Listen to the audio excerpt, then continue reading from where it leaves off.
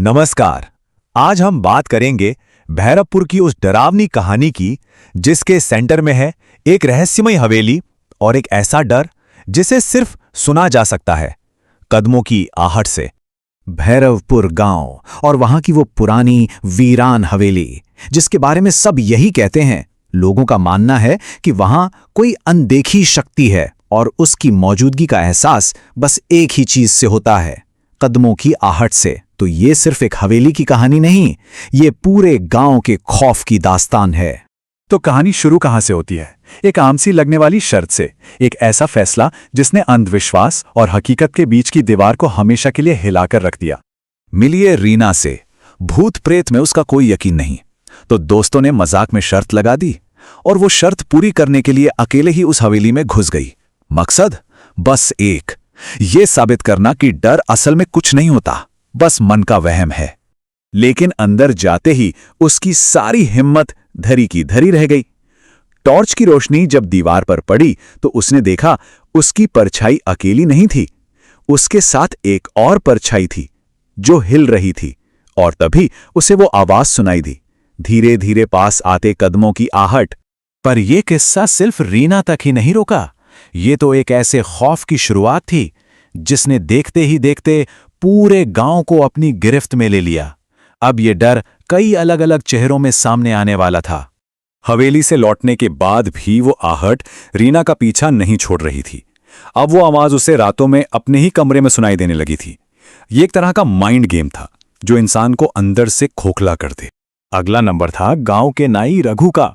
उसे तालाब के पास एक सफेद साया दिखाई दिया जिसकी आंखें हरी चमक रही थीं। ये तजुर्बा इतना भयानक था कि रघु बस पागल होने की कगार पर पहुंच गया। मतलब अब डर सिर्फ एक आवाज नहीं था, उसने एक शक्ल भी ले ली थी। यहां तक कि अनिरुद्ध, जो स्कूल का मास्टर था और इन सब बातों को अंधविश्वास मानता था, उसे भी नहीं बख्शा गया। हवेली के पास से गुजरते हुए उसके कानों में किसी ने फुसफुसाया, तू बच नहीं पाएगा। और फिर तो ये डर एक आग की तरह फैल गया। सविता को अपने ही आंगन में काली साड़ी में कोई औरत दिखने लगी। उधर मंदिर के पुजारी मोहन ने दीवार पर खून से लिखा देखा, आहट से बचना नामुमकिन है। और तो और बस ड्राइवर अमर को अपनी खाली बस में कोई बैठा हुआ दिखने लगा। सबके लिए तजुर्बा अलग था, पर खौफ एक ही था। अब जब डर सिर से ऊपर जाने लगा तो कुछ लोगों ने तय किया कि वो भागेंगे नहीं, बल्कि इसका सामना करेंगे। और यहीं से कहानी एक नया मोड़ लेती है, सच की तलाश का। तो सवाल वही था, आखिर ये आहट है क्या भला? कोई आत्मा, कोई वहम या कुछ और ही चक्कर है? बस इसी सवाल का जवाब ढूंढने के लिए एक टीम बनती है। रीना, मास्टर अनिरुद्ध, अंकित नाम का एक लड़का और एक समझदार पुलिस ऑफिसर डीसीपी अरविंद।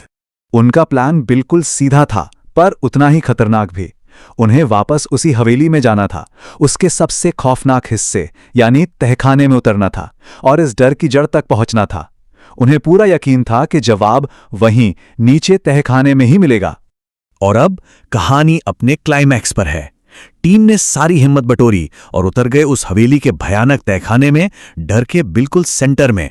उस ठंडे सीलन भरे तहखाने में दीवार पर उन्हें खून से लिखा एक मैसेज दिखा, आहट मेरा श्राप है, जो सुनेगा वो मरेगा। ये पढ़ते ही एक बात तो साफ हो गई कि उनका सामना किसी ऐसी चीज से है जो सिर्फ डरावनी नहीं बल्कि बहुत शातिर भी है। और ठीक उसी वक्त अंधेरे से एक साया निकला और एक आवाज गूंजी। पहली बार उस अनजाने खौफ को एक नाम मिला, ललिता। ललिता ने फिर अपनी कहानी बताई, एक दर्दनाक कहानी। 100 साल पहले उसी के पति ने दौलत के लालच में उसे यहीं इसी तहखाने में जिंदा दफना दिया था और उसकी आखिरी चीखें वहीं कदमों की आहट बनकर इस हवेली में हमेशा के लिए कैद हो गईं। पर कहानी में एक बहुत बड़ा ट्विस्ट था। ललिता ने बताया कि उसका श्राप कभी खत्म नहीं होगा और सबसे डरावनी बात, सच जानने से कोई आजाद नहीं होता बल्कि हमेशा के लिए उसका अगला टारगेट बन जाता है। ये खौफनाक सच जानने के बाद टीम के पास बस एक ही रास्ता था, अपनी जान बचाकर वहां से भागना। और कहानी का आखिरी हिस्सा इसी बारे में है और एक ऐसे अंत के बारे में जो किसी ने सोचा भी नहीं था। अब आखिरी रास्ता क्या था? उन्होंने पूरी हवेली को आग के हवाले कर दिया। उनकी बस एक ही उम्मीद थी, कि इस आग में हवेली के साथ साथ ललिता का श्राप भी जलकर राख हो जाएगा। उस रात भैरवपुर ने सालों बाद सुकून की सांस ली। वो आहट बंद हो चुकी थी। गांव के हर एक इंसान को लगा कि चलो, बुरा सपना आखिरकार खत्म हुआ। सोच तो यही थी कि हवेली जली और श्राप खत्म, लेकिन हकीकत कुछ और ही थी। आहट अभी भी जिंदा थी। कुछ दिन गुजरे, रीना अपने कमरे में अकेली थी और तभी उसे फिर से वही आवाज सुनाई दी, धीरे धीरे पास आते कदमों की, वही जानी पहचानी आहट। तो आखिर में आहट का मतलब क्या निकला? ये सिर्फ एक आवाज नहीं है, ये एक अनदेखा साया है जो आपके पीछे पीछे चलता है। ये खौफ का एक ऐसा वादा है जो कभी नहीं टूटता। और ये कहानी हमें एक बहुत गहरे सवाल के साथ छोड़ जाती है। क्या डर कभी सच में खत्म होता है, या वो बस अपनी शक्ल बदल लेता है और किसी नई आहट का इंतजार करता है?